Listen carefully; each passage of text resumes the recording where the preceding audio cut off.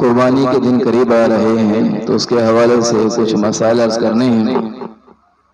ایک تو قربانی کے جانوروں کی عمروں کے اعتبار سے ہے کہ اونٹ نہیں، اس میں اس کی عمر 5 سال ہونا ضروری ہے۔ 5 سال سے کم ہو تو اس کی قربانی جائز نہیں ہوگی، یعنی جو واجب قربانی ہے بقرعید کے حوالے سے وہ قربانی اس کی جائز نہیں ہوگی۔ اسی طرح گائے، بیل، بھینس، بھینسا، اس کی عمر 2 سال پوری ہونا ضروری ہے۔ اس کی بھی عمر اگر 2 سال سے کم ہو تو قربانی جائز نہیں ہوگی۔ اس طرح بکری ہے، بھیڑ ہے، اس کے لیے 1 سال عمر ہونا ضروری ہے۔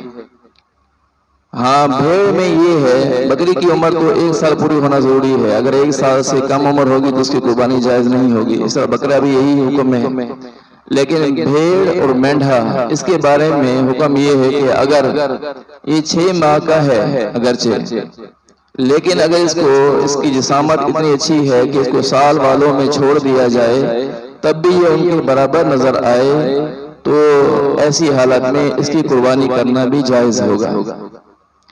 جو بڑا جانور ہے یعنی اونٹ، اونٹنی ہے، گائے، بیل ہے، بھینس، بھینسا ہے، اس کے لیے اس میں 7 شرکا شرکت کر سکتے ہیں، اس سے کم بھی شرکت کر سکتے ہیں۔ 7 شرکا سے یعنی 7 حصوں سے زیادہ حصے اس میں نہیں رکھے جا سکتے۔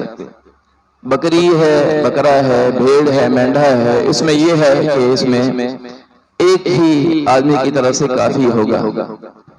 باقی بات یہ کہ گھر کا سرپرست اگر وہ قربانی کر لیتا ہے تو کیا وہ قربانی پورے گھر کی طرف سے کافی ہوگی؟ تو یہ مسئلہ ذہن میں رکھیں، گھر کا سرپرست جس پر قربانی واجب ہے وہ صاحب نصاب ہے، اس پر قربانی واجب ہے، وہ اس کی طرف سے ادا ہو جائے گی۔ گھر کے اور افراد، اس کے بیٹے بیٹیاں ہیں جو بالغ ہیں، وہ صاحب نصاب ہیں، یعنی ان کے پاس 7.5 تولے سونا اتنا اس کے پاس جو ہے وہ صاحب نصاب بنتے ہیں، اگر وہ ان کے اوپر قربانی الگ سے واجب ہے۔ اس کی بیوی ہے، اس پر قربانی اگر وہ صاحب نصاب ہے اس پر قربانی الگ سے واجب ہے۔ ایسا نہیں کہ گھر کا سرپرست قربانی کرے تو وہ سب کی طرف سے کافی ہو جائے گی، ایسا معاملہ نہیں ہے، بلکہ جتنے افراد گھر کے صاحب نصاب بنتے ہیں ان پر قربانی الگ سے واجب ہوگی۔